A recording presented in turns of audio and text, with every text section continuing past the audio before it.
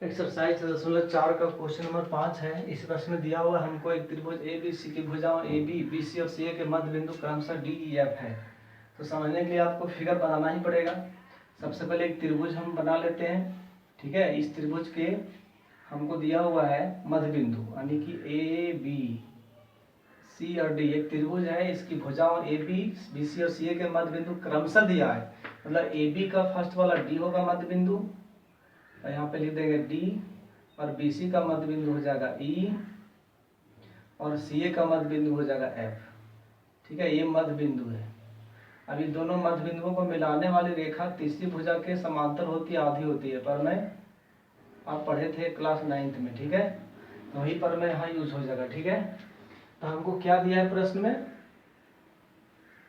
हमें क्या सिद्ध करना वो लिख लेते हैं। क्या दिया, ठीक है, जो दिया उसको बाद में यूज करेंगे। अभी हम बहुत लंबा हो जाएगा। क्या दिया है, सभी मध्य बिंदु दिया हुआ है त्रिभुज एबीसी को लिखना है। क्या ज्ञात करना वो लिखना है। ठीक है, तो हमें क्या ज्ञात करना है, शॉर्ट में बनाते हैं, डायरेक्ट हमें जो ज्ञात करना है उसको लिख लेते हैं। ठीक है, हमें ज्ञात करनी है क्योंकि हमको सिद्ध नहीं करना। ठीक है, हमें ज्ञात करनी है तो हम लिख देते हैं हमें ज्ञात करनी है। क्या ज्ञात करनी है, क्षेत्रफल त्रिभुज डी ई एफ। पहले त्रिभुज डी ई एफ लिखना है, बटा में क्षेत्रफल त्रिभुज ए बी सी का अनुपात हमको पता करना है। ठीक है, तो यहाँ पे हम चलेंगे। ठीक है, अब यहाँ से ज्ञात करेंगे। क्या दिया हुआ है त्रिभुज ए बी सी में, हमको दिया है त्रिभुज ए बी सी में डी बिंदु, या बिंदु डी लिखेंगे, पहले बिंदु शब्द यूज करेंगे। ठीक है, लिखेंगे बिंदु डी, बिंदु डी भुजा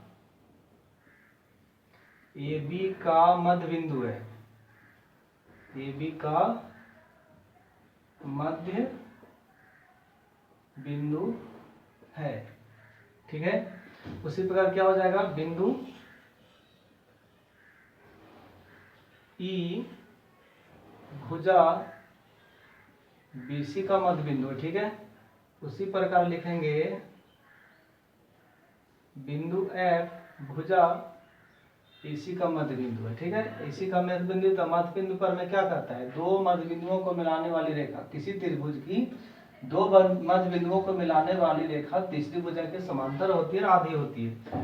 देखिए डी और एफ, ये पहली भुजा दूसरी भुजा है, तो पहला भुजा और दूसरी भुजा को मिलाने वाली मध्य बिंदुओं को मिलाने वाली रेखा डी बी एफ है, जो होगा कि तीसरी भुजा बी सी के आधा होगा और समांतर भी होगा। ठीक है, हम लिख सकते हैं पहला से क्या लिखेंगे, डी एफ। तो डी एफ बराबर क्या हो जाएगा, 1/2 डी एफ के तीसरी भुजा ही हो जाएगा। दो मध्य बिंदुओं को मिलाने वाले तीसरी भुजा के समांतर होती है, आधी होती है। तीसरी भुजा हो गया बी सी, तो ये हो जाएगा बी सी का आधा। ठीक है, तो यहाँ से हो जाएगा डी एफ बटा में बी सी बराबर हो जाएगा 1/2। उसी प्रकार से हो जाएगा आपका डी एफ ले लिया, अब लिख सकते हैं ई एफ। तो ई एफ जो बराबर होगा, क्या होगा, ई एफ बराबर हो जाएगा ई एफ को मिलाने वाली रेखा तीसरी भुजा ए बी का आधा होगा, लिखेंगे 1/2 ए बी। यहाँ से हो जाएगा ई एफ बटा ए बी बराबर 1/2। उसी प्रकार से डी को मिलाने वाली रेखा डी जो है यानी बी सी और ए बी पहली दूसरी भुजा है, तीसरी भुजा कौन हो जाएगा, ए सी। तो यहाँ पे डी जो बराबर होगा तीसरी भुजा ए सी का आधा होगा। ठीक है, अब यहाँ से क्या लिख सकते हैं, यहाँ हो जाएगा डी ई बटा में ए सी बराबर हो जाएगा 1/2। इसके यहाँ पे हम लिख सकते हैं, ठीक है, मध्य बिंदु पर में, ये सब आया है मध्य बिंदु पर में से, यहाँ पे लिख सकते हैं आप मध्य बिंदु पर में, मध्य बिंदु पर में से। ठीक है, ये हो गया। अब त्रिभुज, ये दोनों त्रिभुज का क्षेत्रफल निकाल देंगे। ठीक है,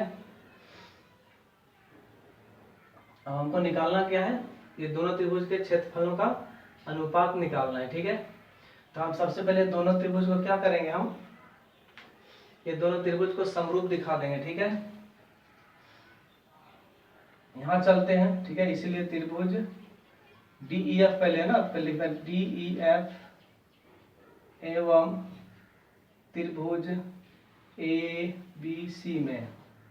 ठीक है, क्या दिया हुआ है, हमको दिया है डी एफ बटा बी सी, हम लिख सकते हैं डी एफ बटा बी सी बराबर 1/2।